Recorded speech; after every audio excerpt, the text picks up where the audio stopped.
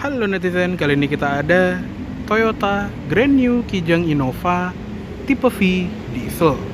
Ini tahun 2012 dan mobilnya lagi dijual nih di Adira Expo di 200 juta rupiah nego. Untuk kontak personnya bisa lihat di description di bawah, atau kalian yang lagi pengen lihat mobilnya secara langsung itu juga bisa buka aplikasi momobil.id, karena mobilnya itu juga ada di aplikasi tersebut ya. Jadi buat yang di luar kota pengen lihat mobilnya dulu, itu bisa lihat aplikasinya itu dulu.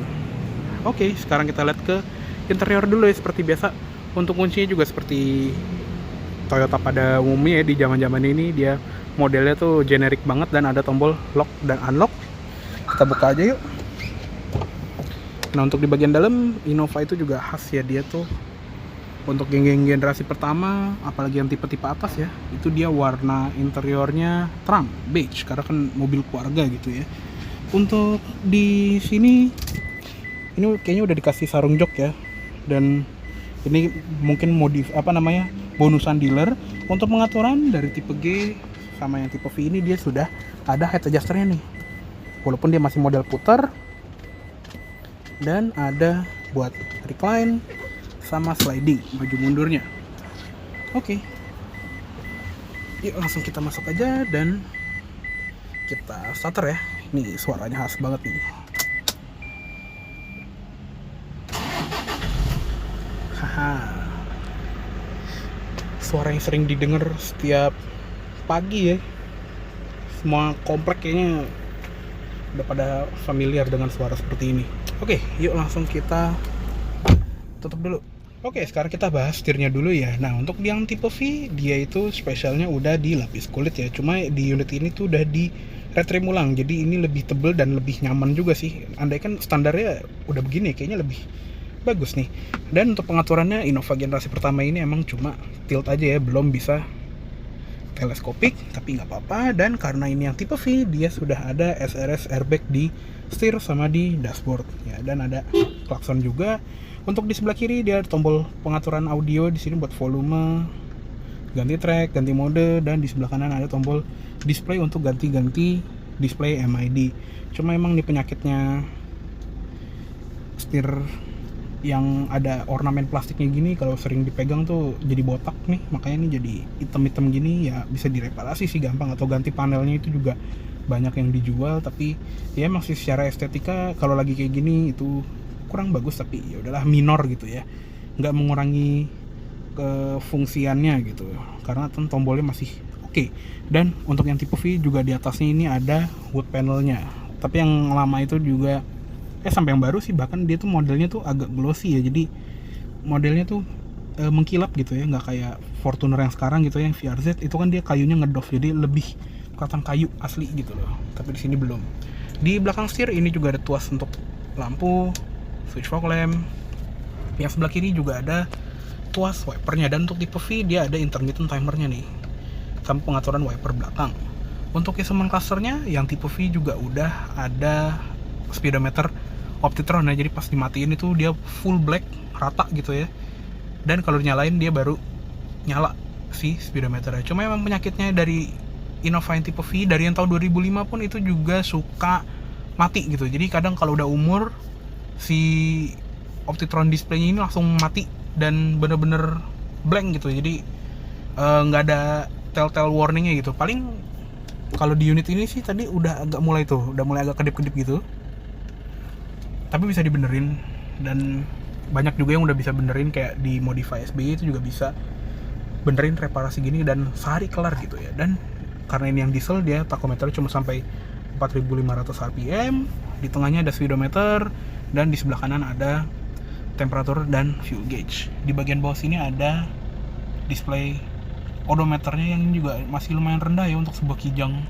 Di 90.000 km. Di sini juga ada trip A sama trip B-nya. Jadi masih lumayan rendah ya. Oke, lanjut ke sebelah kanan sini ada ventilasi AC yang kalau di atas ini bisa ketutup rapet. Di sebelahnya juga ada switch buat ini yang ngeredupin panel instrumennya tadi. Di bagian bawah ini ada pengaturan spion, tapi belum bisa dilipat secara elektrik. ada indikator alarm dan ada turbo timer, tapi ini cuman apa ya istilahnya aftermarket ya, jadi bukan bawaan pabrik.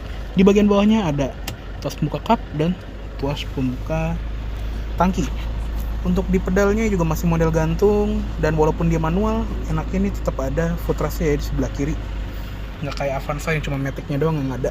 Di sebelah sini di door trim dia hampir semuanya plastik, kecuali di bagian sini yang ada panel fabric yang senada di jok. Ada wood panel juga di sekitar panel power window, handle-nya chrome, ada window lock, terus ada central lock dan auto up down power window di sisi pengemudi. Di bagian bawah juga ada door pocket sama cup holder, ada speaker. Untuk tweeternya ada di bagian sini nih, di quarter panel. Dan di bagian atas ada sun visor pengemudi yang cuma ada card holdernya doang. Spion tengah, manual dimming, dan untuk yang tipe V dia ada tempat naruh kacamata gini ya, sama ada lampu baca individual kanan kiri. Jadi lebih banyak tempat penyimpanannya. Dan untuk yang sebelah kiri ini ada cerminnya buat dandan, dan di luarnya itu juga ada card holdernya, cuma ini dari baru kayaknya nggak pernah dilepas nih plastiknya. Terus di bagian atas ini juga ada lampu lagi, ada pengaturan double blower buat di belakang, ada grab handle, seat belt ini juga bisa diatur naik turunnya, begitu pula dengan headrest ini juga bisa diatur naik turunnya. Dan di bagian bawah sini juga ada center fascia yang lebih rame ya, karena yang tipe V dia ada wood panelnya di kanan kiri, dan di bagian atas ini juga ada MID-nya. Ini khusus untuk tipe V dan bisa diatur dari tombol info di sini atau dari tombol display yang ada di setir ya. Isinya tadi ada temperatur udara luar, ada konsumsi BBM rata-rata, konsumsi BBM instan, kecepatan rata-rata, waktu berkendara, sisa jarak tempuh, kompas ini S maksudnya south ya atau selatan, dan kosong. Di sebelahnya juga ada jam digital. Di sebelah kirinya sini juga ada indikator untuk seat belt penumpang depan nih. Kalau gua tekan, nah itu dia baru nyala ya. Head unitnya juga yang tipe V ini udah lebih baru ya, karena yang ini hitungannya facelift ya. Dia juga ada input USB, aux, DVD, tapi emang belum ada Bluetooth, dan kualitas suaranya juga standar Toyota gitu lah ya. Dan di bagian bawahnya juga ada panel pengaturan AC-nya ya. Dia sudah single zone auto climate control. Jadi ada tombol auto di sini yang akan menyesuaikan fan speed-nya secara otomatis tergantung suhu yang kita pilih. Dan ada tombol fan speed-nya juga di sini, tombol temperatur tadi di sebelah kanan. Ada mode AC, sirkulasi udara, off, dan ada arah AC-nya nih lengkap di bagian bawah, dan ada defroster kaca depannya juga. Terus di bagian bawahnya lagi ada asbak. Sama di bagian bawah sini juga ada tombol buat sensor parkir. Terus ada sensor corner ya. Jadi pojokan, depan kanan, depan kiri, belakang kanan. Dan ada ini juga nih, 2 buah power outlet kalau yang tipe V. Kalau yang tipe G cuma 1 doang.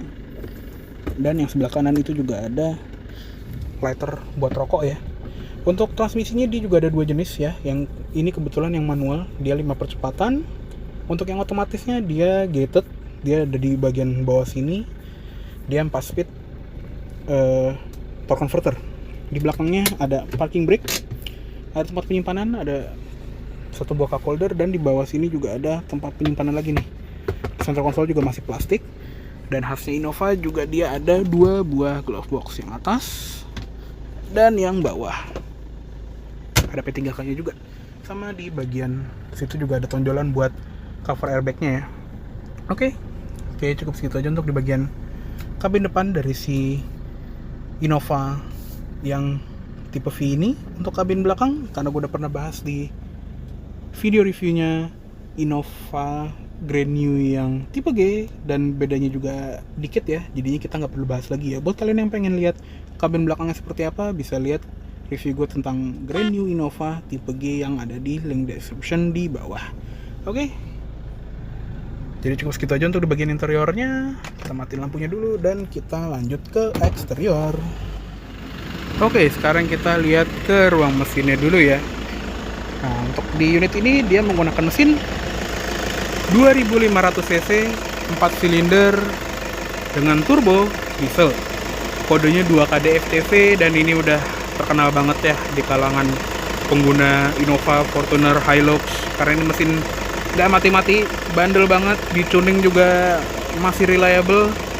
Dan untuk yang standarnya di Innova, dia itu tenaganya emang kecil ya untuk yang generasi pertama ini, karena dia belum ada intercoolernya, jadi tenaganya cuma 102 HP atau 100 satuan gitu lah, pokoknya kecil gitu. Dan karena ini yang manual, dia torsinya lebih kecil dibandingin yang Matic. Kalau yang manual ini dia 200 Nm, sedangkan yang Matic dia 260 Nm. Dan beda banget ya sama Grand New Fortuner yang seangkatan tapi udah pakai variable geometrik turbo atau variable nozzle turbo. Itu namanya sama aja sih sebetulnya. Dan dia juga udah ada intercoolernya yang ada di atas mesin. Itu tenaganya langsung lompat ke 144 PS dan torsinya juga naik ke 340-an Nm. Jadi lumayan jauh ya. Dan dia juga punya varian yang bensin 2000 cc 4 silinder dengan kode 1TR FE. Untuk transmisinya manual 5 percepatan atau otomatis 4 percepatan ke roda belakang. Untuk kurang mesinnya juga standar ya. Standar Innova ini udah terkenal banget dan gampang gitu diopreknya. Oke, yuk kita tutup aja. Dan karena ini yang varian Grand New Kijang Innova, ini merupakan tampilan Innova yang paling gue suka, karena dia tuh grillnya ala-ala spindle grillnya Lexus ya. Nggak kelihatan banget sih emang, tapi kalau ditarik garisnya nih, dia bentuk itu kayak panah ya. Jadi dia tuh kayak agak ada panah yang nunjuk ke bagian dalam.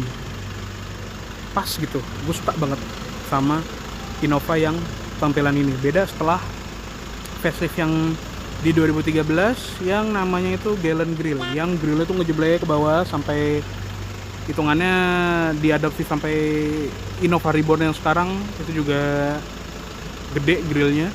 Tapi ya ini yang paling gue suka, modelnya cakep gitu. Untuk lampunya juga yang tipe V pun dia masih sama ya, di sini dia masih halogen multi reflektor, lampu sen, lampu senjanya di dalam. Untuk fog lamp di sini kebetulan lagi mati nih ya. Fog lampnya tuh ada di sebelah kiri juga. Dan ada corner sensornya nih di pojokan kanan kiri. Jadi kalau misalnya kita lagi parkir kelihatan tuh mana yang ada obstacle-nya. Lanjut ke samping, ini juga velgnya dari yang tipe dari tipe G. Dia velgnya ukurannya tetap sama 15 inci. Di sini bannya pakai apa nih? Dunlop ST Sport ya. Ukurannya 205/65R15. Rem depan sudah disc brake, dan karena ini yang tipe V dia sudah ada ABS dan EBD-nya. Beda sama tipe G yang belum. Cover spion ini juga ada lampu sennya, ada side body molding di bagian samping, dan handle-nya juga udah chrome untuk yang tipe V. Serta dia juga ada palang air OEM-nya seperti ini. Untuk rem belakang dia juga masih tromol sampai sekarang. Dan untuk di belakang dia juga masih simple ya, karena yang di Grand New ini dia belum ada garnish yang ada reflektornya yang nggak nyambung gitu loh. Jadi lampunya emang lebih baru tapi lebih simple, karena di sini cuma ada lampu sen, rem, sama lampu mundur, sama lampu senja juga sih termasuk. Atasnya emang reflektor jadi kosong, nggak ada bohlamnya. Dan emblem di belakang itu juga emblem kijangnya juga masih ada kepala kijangnya ya. Di sini ada emblem kijang Innova, dan di sebelah kanan 2.5 V. Dan kalau yang varian luxury dia ada emblem luxury di bawah. Lengkap dengan wiper, dan ada defogger kaca belakangnya juga untuk yang tipe V. Di atas sini juga ada spoiler dengan high mount stop lamp, dan di bagian bawah itu ada sensor parkir yang kalau di zaman ini juga lucu ya, sensor parkirnya itu warna hitam tapi corner sensornya warna body. Jadi kayak ada tompel 2 gitu, padahal sensornya ada 4. Di bagian bawah ada reflektor 2 buah, dan kalau kita lihat bagasinya, ini khasnya banget ya. Kalau Innova itu sampai sekarang pun juga dia model pelipatan joknya itu ke samping. Ya emang nggak begitu lebar, tapi dia tinggi jadinya. Bisa buat naruh sepeda, apalagi kalau jok baris keduanya itu udah ditambal ke depan. Ini lumayan lega, walaupun dia nggak rata lantai ya ke depannya. Dia ada jurangnya tuh di bagian tengah, dan di bagian sebelah kiri sini itu ada tempat naruh toolkit, dan di sebelah kanan nggak ada apa-apa. Dia juga nggak ada power outlet kayak di Fortuner, jadinya power outlet di mobil ini cuma satu di bagian center console depan sana ya.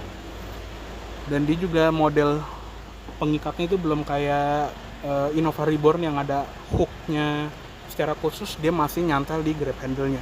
Untuk di belakang sini juga ada lengkapnya, ada lampu kabin, ada ventilasi AC sampai ke baris ketiga. Ya pokoknya lumayan lah. Oke, yuk kita tutup aja. Dan untuk Innova tipe V ini juga antenanya beda ya. Dia model glass printed antena. Jadi dia antenanya ditanam di bagian kaca, bukan yang model retractable yang ada di pilar A kayak yang di tipe bawahnya. Oke deh. Kayaknya segitu dulu untuk review dari Toyota Grand New Kijang Innova tipe V diesel manual tahun 2012 ini. Mohon maaf apabila ada salah kata-kata dalam penyampaian review. Dan tadi untuk kontak person dari Adira Expo ini bisa lihat di description di bawah, atau kalian yang pengen lihat langsung mobilnya lewat aplikasi itu bisa kunjungi aplikasinya momobil.id. Oke deh, terima kasih banyak telah menonton. Sampai jumpa di video selanjutnya.